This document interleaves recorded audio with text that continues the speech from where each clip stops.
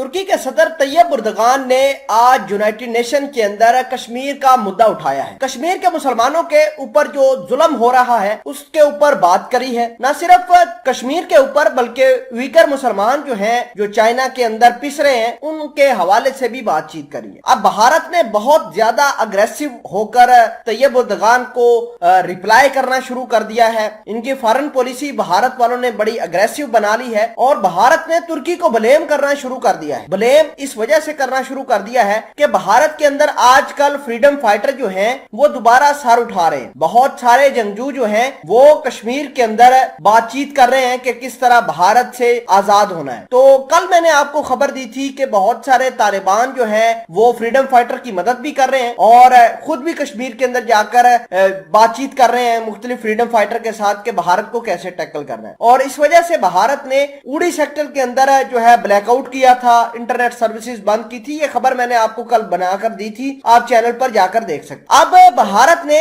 इस तमाम तर कहानी को लेकर तैयब उर्दगान के खिलाफ प्रोपेगेंडा करना शुरू कर दिया है। तैयब उर्दगान के बिल्कुल सरहदों के ऊपर फौज भेजने का फैसला किया है और हम आपको बताएंगे कि ये फौज कहां पर जाकर डिप्लॉय होगी और उसका पर्पस क्या होगा। एक और चीज बड़ी अहम है कि चाइना ने भी तुर्की के खिलाफ अग्रेसिव रिएक्शन शो किया है, क्योंकि तैयब उर्दगान ने यूनाइटेड नेशन के अंदर उइगर मुसलमानों की भी बात करी है। मामलात क्या है, तुर्की और भारत के बीच तैयब उर्दगान कैसे फंसे हैं, ये तमाम तर चीजें आज की इस वीडियो में डिटेल के साथ डिस्कस करेंगे। छोटी सी गुजारिश है कि आप हमारा यूट्यूब चैनल हसनात टीवी को सब्सक्राइब करके पास मौजूद घंटी के निशान को दबा ले ताकि लेटेस्ट न्यूज आप तक बर वक्त पहुंचती रहे। देखिए कि हर दफा जब भी यूनाइटेड नेशन का इजलास होता है सालाना, तो तैयब उर्दगान कश्मीर का मुद्दा उठाते ही उठाते हैं। इस बार भी उन्होंने उठाया और इस बार उठाने के साथ ही भारत ने भी बड़ा अग्रेसिव हथकंडा उठाया। उनका कहना है कि कश्मीर के अंदर जो तालिबान आजकल इनकर कर रहे हैं या फिर इनफिल्ट्रेट हो रहे हैं वो तुर्की करवा रहा है और पाकिस्तान की मदद से करवा रहा है और अफगानिस्तान के बहुत सारे जंगजुओं को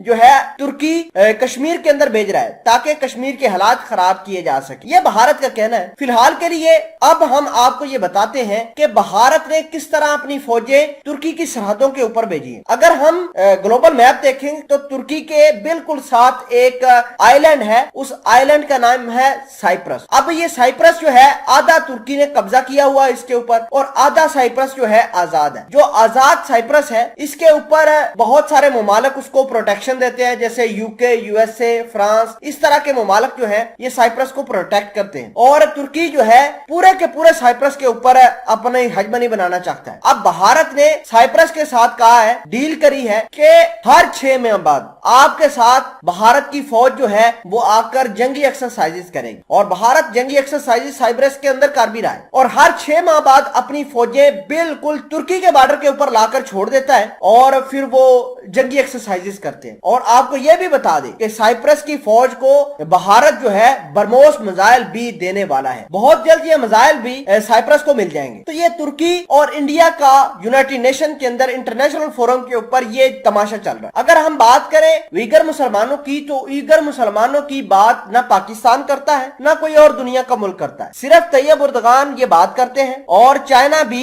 उइगर मुसलमानों को लेकर तुर्की को घेरने की बातें कर रहे हैं, इनके ऊपर इकोनॉमिक सैंक्शंस लगाने की बात कर रहे हैं। और आपको ये भी बता दें कि बहुत जल्द डिप्लोमेटिक फ्रंट के ऊपर भी तुर्की को जो चाइना है वो नुकसान पहुंचा सकता है।